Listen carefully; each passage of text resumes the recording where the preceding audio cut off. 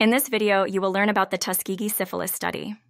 The Tuskegee Syphilis Study, conducted from 1932 to 1972, serves as a clear example of ethical failures in medical research. Its main goal was to study how syphilis progresses without treatment in African American men, pretending to provide free healthcare as a cover. In the early 20th century, medical ethics were less advanced than today, and racial attitudes added more complications. African Americans, particularly in the South, faced systemic discrimination, setting a grim backdrop for the study's inception. The recruitment of participants was strategically targeted at African American men, who were misled into believing they were receiving treatment for bad blood, a local term used for various ailments. This exploitation capitalized on the lack of healthcare access among African Americans. The methodology of the study was fundamentally flawed, lacking informed consent and employing deception. Participants were not informed about their syphilis diagnosis or the real purpose of the study, which violated fundamental ethical principles. The United States Public Health Service played a key role in carrying out the Tuskegee study, showing government involvement in the unethical research. This involvement raises questions about the oversight and ethical considerations of government-sponsored medical research at the time. The Tuskegee Syphilis Study is a clear example of ethical wrongdoing, especially because it involved deliberate deception and manipulation of the participants. African American men, under the guise of receiving free healthcare, were unknowingly subjected to a study that withheld proper treatment for syphilis. Participants were never told the true nature of the study, nor were they informed of the risks involved. This breach of trust represents a fundamental ethical failure, undermining the very foundation of ethical medical practice and patient autonomy. The use of deception not only violated ethical principles, but also human rights, casting a long shadow over the study's legitimacy.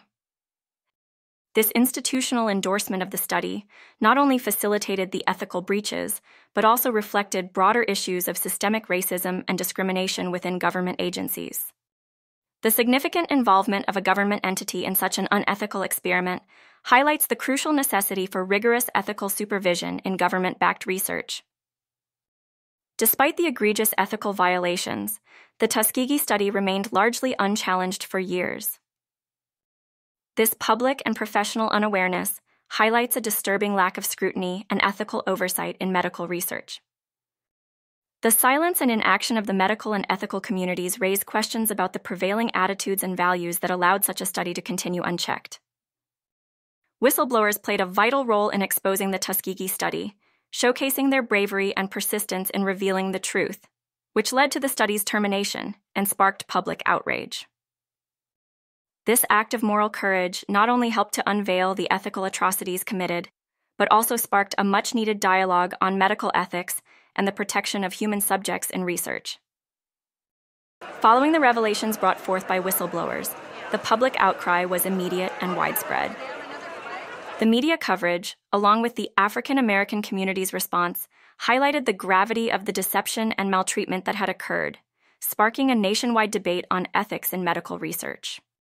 The legal and ethical aftermath of the Tuskegee Syphilis Study was profound. The lawsuit and subsequent settlement for the victims and their families marked a significant moment of acknowledgement and restitution, albeit unable to fully compensate for the immense suffering experienced. In response to the ethical violations highlighted by the Tuskegee Syphilis Study, the Belmont Report was developed, laying down foundational principles for ethical research involving human subjects. This led to the creation of institutional review boards, IRBs, fundamentally changing the oversight and conduct of research. The long-term impacts of the study on the African American community have been deep and enduring. Trust in medical institutions remains shaken, contributing to ongoing health disparities. The study's legacy continues to influence perceptions and interactions with the healthcare system. The Tuskegee Syphilis Study fundamentally transformed informed consent practices.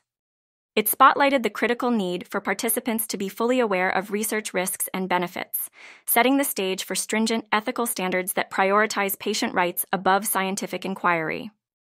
Following the study's public exposure, the establishment of the Office for Human Research Protections, OHRP, marked a significant stride towards safeguarding participants in medical research. This body ensures that human dignity and welfare are at the forefront of scientific advancement, preventing a repeat of past transgressions. The inclusion of the Tuskegee study in medical and ethical education serves as a grim reminder and an essential lesson. It underscores the importance of ethics in research, teaching new generations of medical professionals the value of consent and the sanctity of life. Experts from various fields reflect on the study's implications, offering insights into how it reshaped our understanding of medical ethics. Their interviews reveal a consensus on the importance of maintaining a moral compass in scientific exploration, ensuring such atrocities are never repeated. Survivors and their families bring a human aspect to the study's legacy, sharing poignant stories of suffering and resilience.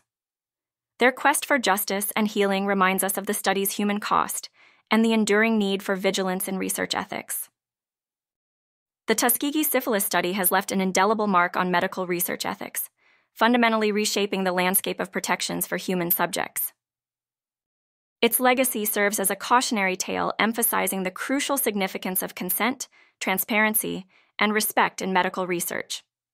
This dark chapter remains a critical reminder of the potential consequences when ethical considerations are ignored, highlighting the importance of embedding principles of autonomy and justice firmly into research methodology. Remembering the Tuskegee Syphilis Study is essential to prevent future ethical breaches in medical research.